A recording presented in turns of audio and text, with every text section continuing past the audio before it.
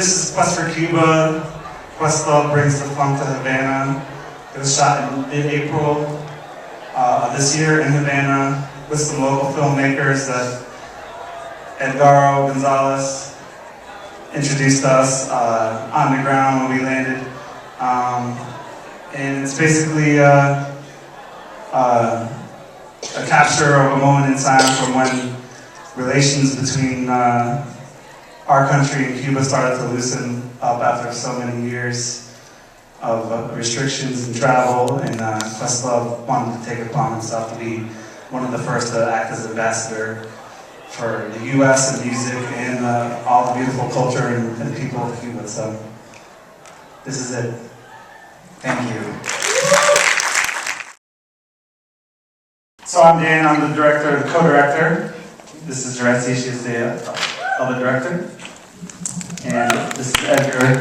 He produced the film, and he also produced all the music that appeared in the film.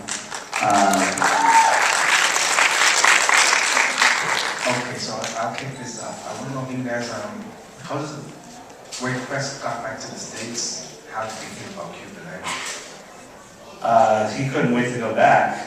He felt, I've known Quest for maybe 16 years. He was in a very good mood. He was excited about how everything went, exhausted because he worked tirelessly in his DJ sets. He DJ'd 582 songs or something like that, over 2 nights, no repeats. He literally, after the first night, went back to his room to prepare for the next night. And he did put the length of the set was the length of preparation that went into it. So,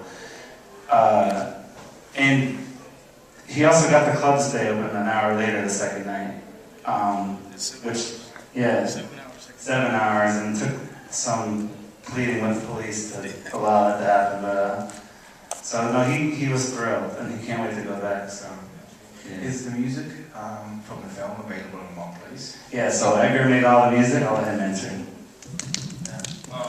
The music is beats, like some of those things that we publish, some things, music that's gonna come out later.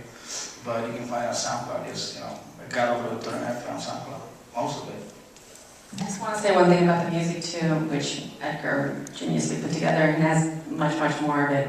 But I feel like it sort of paralleled the narrative of the film. It was really watching this country that's been 55 years in isolation, and just like this new energy that's slapping into it, and it's this old with this new mix. And his music is like Benny Monet flipped on its head, and varied, like it's like new stuff with old stuff. Yeah, there's Cuban samples in each one of those beats that you heard. So I think if you actually know a little bit of the DNA of some of that music, it really sort of fits the narrative of the visuals as well. No, and just to add to that, the film is on YouTube, on the Okayplayer YouTube channel.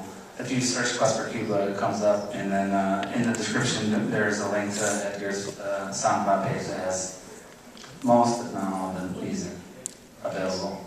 How easy was it to put together the film, being from the States and trying to get visas? And... So, Jauretsi and there was a lot of people who worked on getting us down there, but we were on a culture visa, which is just simply a matter of filling out some forms, which anyone can do now. I can answer that direction. And she can answer it directionally, but I can say also Edgar was hugely instrumental in getting us in touch with a very good film team down there, and then we brought it back here to edit. So on December 17th of 14 is when Obama really just sort of dropped the gauntlet and said, we're going to make these reconciliation efforts with Cuba. We're going to now, he loosened up the travel a bit, is my point. So Ahmir was the first guy to call, was like, I want to go down there. But there's 11 reasons why you could legally travel to Cuba now. You still cannot go as a tourist. You can go for 11 reasons, and one of those reasons is public performance, which is the license we went on. But yeah, we totally encourage more of these type of cultural exchanges as well. Actually, I was just going to ask, is Okayplayer interested in doing like a series of these at all? Hey, Jenny. Yes. We are interested. I mean, we're a media company that's been around since 1999, and we've made a ton of straight-to-web pieces, some of which are more film-like than others. And it's definitely something that we want to do more of, and we have friends and peers here, Nelson George and other people who we work closely with. I mentioned Ginny, she's our production manager for many of our rich content pieces like this one. So yeah, of course, bring it on, and the more we can travel as well, why not? Yeah, I want to say something that, Dan and Jauretsi maybe won't say about it. This is from the perspective of a Cuban and a fan of hip-hop all my life. My band's name is UWFF. We're one of the pioneers of Cuban hip-hop since, the right beginning. And one of the reasons this happens is that, Jauretsi put together the possibility of the Roots to visit Cuba and do a historical concert like more than 10 years ago. Quest talked a little bit about it. And since then, we grew up, and I always keep in touch with Jauretsi, a great friend. And I started working, with other brands in Cuba and, different artists, producing for other artists, working in different fields. And it is the first time I've been involved in something like this, such a big artist. And there was the only main goal moving Quest to do this was playing 2 nights, 6 hours one day, 7 hours the next day. That was it. I remember that I was almost like calling Jauretsi from Havana, being like, yo, this needs to be recorded on video. And Dan got there and the crew and like this, but there was no like move. I mean, as a Cuban, there was no like intention like to be like, oh, like, I see a lot of people go to Cuba and do a whole DVD about it and a thing. And this was more like, let this moment like live so people can, see it and get inspired and try to get more people to go. But I mean, for me, it was really big, just to see that love for music and just play music and go and buy records, which is also my passion. So I want to thank you and Jauretsi for calling me to be a part of it, and Quest and all the team of Okayplayer. You're responsible for this too. Yeah. And you're featured in it, starring Edgaro. Will you be sharing any of like the unedited, like I'm sure you No. have hours, but like, can we see other clips? Well, what people don't know in this room is that also with us was John, the guitar player from the Red Hot Chili Peppers, not John Frusciante, but I had just met him for the first time on spacing on his name.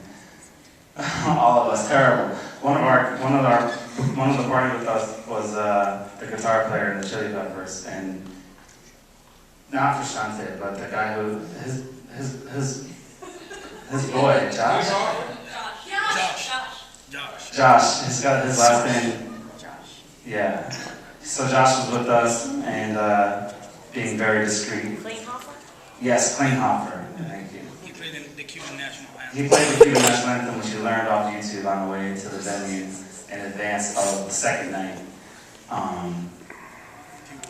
And people did go crazy. And we have him at Egg Room playing the piano, freestyle piano at Egg Room Studios, and we were trying not to walk because the floors in the recording room are like this creak so loudly. But no, we're not releasing any of this stuff, so sorry. I will say this with different bands that I've spoken to socially, that have just gone down there to socialize.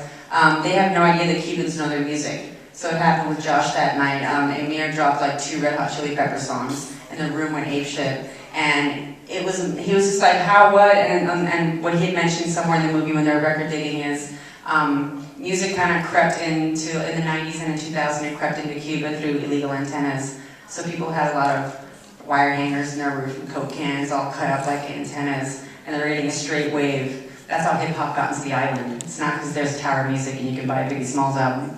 So they literally formed a mixtape market in Alomar, the neighborhood he's from. But anyways, Red Hot Chili Peppers seeped in also and stuff. So everyone in the room knew the lyrics and the words to the song. And that's what's surprising down there, that it's a very isolated youth culture. But they love America, if you don't listen to the propaganda for a second, the anti-American propaganda down there, they're down with us and they want to play ball and they want bands to come down there more often. And like Ahmir said at the end of the movie, he's like, if you come down here, you're not going to make money, but you're going to do something better, you're going to feed your soul. So when I speak to bands, I usually say that. Everyone's always like, you know, who's gonna pay us? And I'm like, you know, just trust me, it's go down, because like 10 times out of 10, it's a big high, and all the bands that leave there want to come back and come 4 times a year after that. It's just a very unique case in that sense. Who aside from Ahmir has been down there? And the roots are, Just hip-hop. Hip-hop style, Mos Def, Talib, High Tech. Tony Touch, Dead Press. This wasn't really public, but once, like, just a Thursday, we were just, you know, like the Thursday, every Thursday there was like a hip hop show, like Cuba. There was no festival or anything, and then this dude comes up, and it's Sponsor Jordan, and he sings, "This is how we do it." So many people, yeah, like I don't know. So many people over the years, you know, like we got Ariel Fernandez is in the room as the creator of the first hip hop Cuban magazine. I remember him talking about Black Star. We didn't even know, you know, really what Black Star was, because it was the first single, and I remember Common Sense did a premiere. He said, "Oh, this is a new song," and he did Kicking Drums in the 1-9-9. So it was like a golden era of hip hop where a lot of people went. Yeah, I found the trend to be a lot of the conscious rappers. I know people hate that word, but a lot of that kind of scene from America was heading down to Cuba, almost in an interesting way to like renew their vows about why they even got into hip hop in the first place. It became this really beautiful mecca for a lot of the conscious rappers in the States to go down there, and the listeners, you know. we just call them Okayplayers. Weeks came with the Roots 10 years ago. Yeah. She was dating Black Thought.